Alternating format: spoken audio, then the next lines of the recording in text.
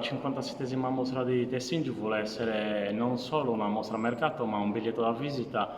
per tutte le attività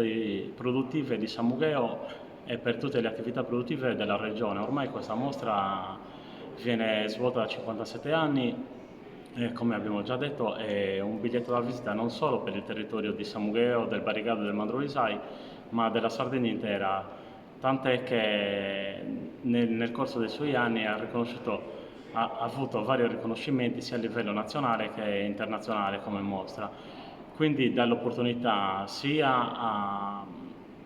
dei giovani artigiani che vogliono continuare quest'arte, questo mestiere, di mettersi alla prova anche con un pubblico attento qual è quello che viene a visitare ogni anno Tessingiu.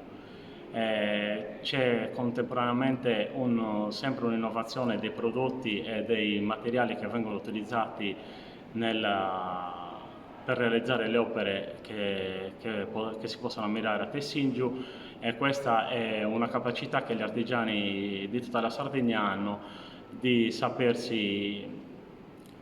nella tradizione anche innovare, stanno attenti alle esigenze di un mercato sempre più attento e vigile e sicuramente che apprezza la qualità che si può ammirare nella mostra di Samugheo.